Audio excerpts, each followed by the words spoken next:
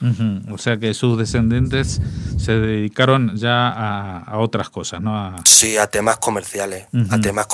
a un alto nivel. De hecho, Banesto nació gracias a ello. Por ejemplo, ¿Banesto? Banesto, el Banco Banesto, que Oye, el difunto Banesto, mejor dicho sí, ya, sí. O sea que eh, tenemos que hoy- aquí el nexo de Mario Conde con... con Botín, sí. Pues Banesto nació gracias a los hermanos Pereira.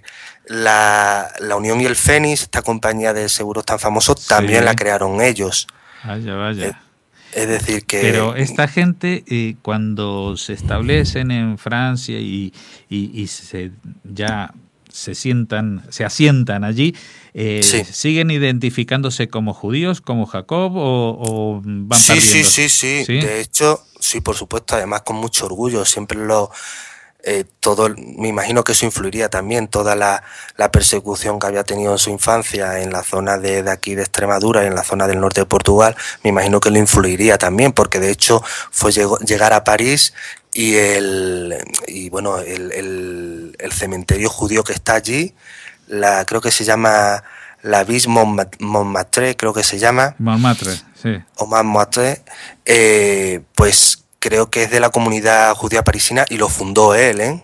Lo fundó él, Bueno, por lo que el tengo cementerio de entendido, sí. Montmartre es uno de los más importantes, creo que... Sí, sí, además arropaba mucho y la comunidad judía le tenía bastante estima. Ujú.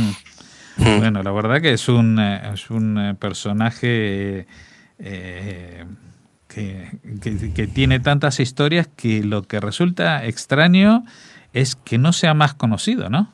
Que por lo menos, digo, en España no se lo conoce tanto fuera del pueblo de Berlanga y entre los judíos, incluso los judíos sefardíes, Ajá. tampoco es un personaje del que se hable mucho.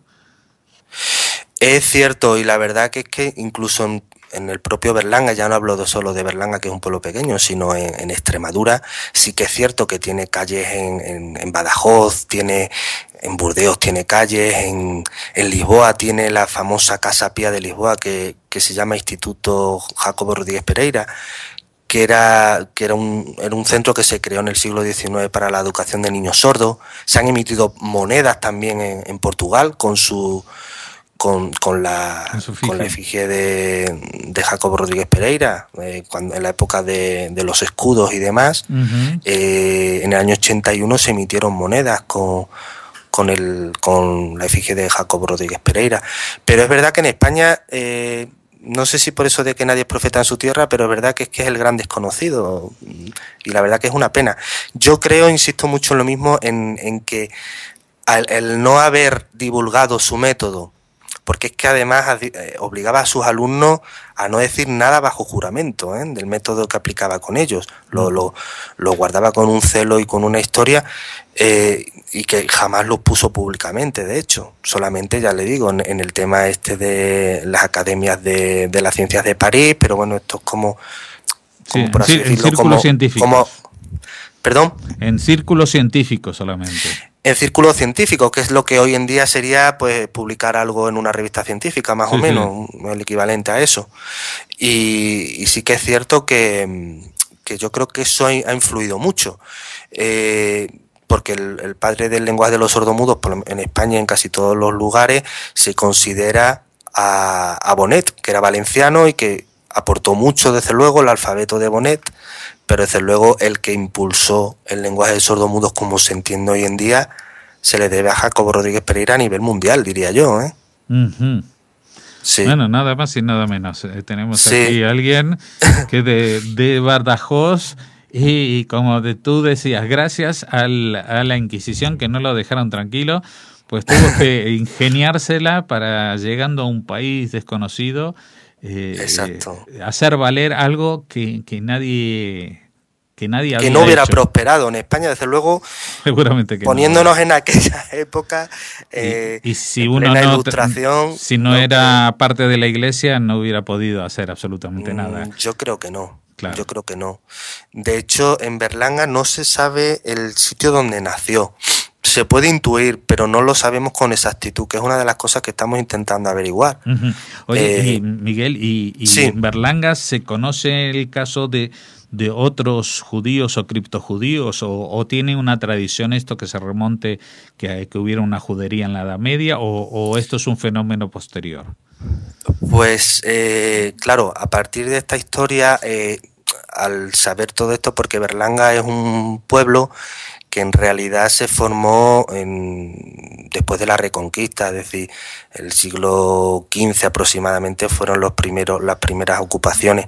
Con lo cual, no hubo juderías, no hubo tiempo de que hubieran juderías. Claro, no hay constancia de que existieran ni sinagogas, ni juderías, ni nada por el estilo. Pero sí que es cierto que comentándolo con Fermín Mayorga, que ya le digo es el que me ha ayudado un poco a recabar los datos de estos procesos inquisitoriales, me comentó que bueno, que él tiene bastante información al respecto y que sí que hubo bastantes casos de judaizantes en esta zona, en la zona de la Campiña Sur, incluso en Berlanga.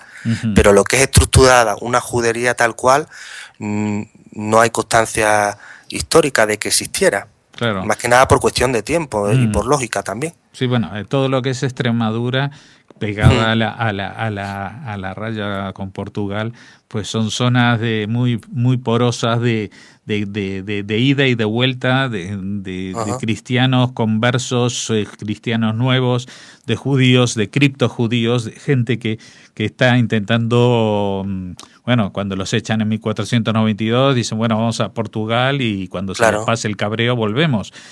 Claro. Pero no se les pasa el cabreo, sino que forman parte de la familia de Isabel y Fernando, también en Portugal, y se tienen que ir de Portugal y entonces vuelven a Extremadura. Y tenemos todas estas historias de ida y vuelta y seguramente... Claro, pero quedaba el Cristo judío, es decir, el que practicaba la religión judía, pero de cara a la galería, pues estaba oficialmente bautizado. De hecho, Jacobo Rodríguez Pereira, se me ha olvidado comentártelo, date cuenta al nivel que llegamos.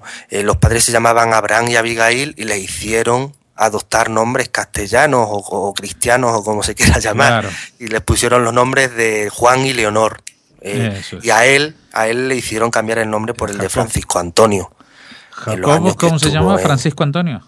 Francisco Antonio, sí. El tiempo que estuvo aquí estaba como Francisco Antonio. Claro, ¿quién va a sospechar que Francisco Antonio Rodríguez es un judío llamado Jacob? Claro. Pues muchas gracias, Miguel. Ha sido la verdad que muy revelador de todos los datos que nos has aportado y yo creo que esto tiene que ser un punto de partida. No sé de qué manera, pero hay que reivindicar tanto desde Berlanga como aquí lo que podamos hacer desde Radio Sefarad, estas figuras desconocidas para muchos, pero que afortunadamente en algún otro sitio del mapa, fuera ya de España, lograron trascender y convertirse en figuras tan importantes como las que tú mencionabas, que luego se codeaban con el rey, eran nombrados miembros de sociedades científicas extranjeras, o que sus descendientes fueron tan importantes que determinaron iniciativas económicas que luego sí llegaron a España transformadas, como este Banesto que mencionábamos, o los seguros de Fénix. Muchas gracias otra vez, Miguel Núñez, por tu... Se me ha olvidado, perdona, sí, comentarle dime.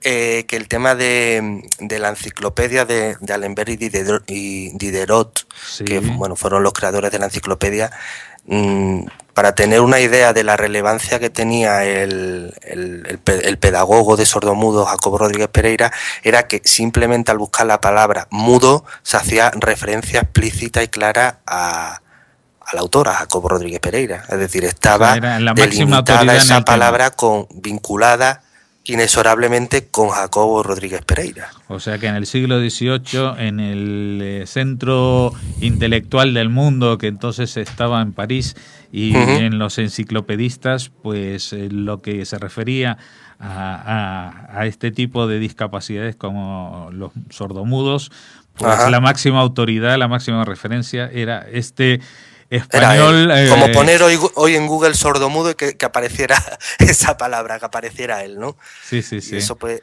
yo creo que es muy relevante también. Eso es muy relevante y pone a Berlanga muy en el mapa, porque para la mayoría de la gente, pues Berlanga es el apellido de un gran cineasta, pero sí, es también un maravilloso pueblo. ¿Cuántos habitantes tenéis hoy en día, más o menos? Bueno, pues no llega a 3.000, creo que están alrededor de 2.500 o así.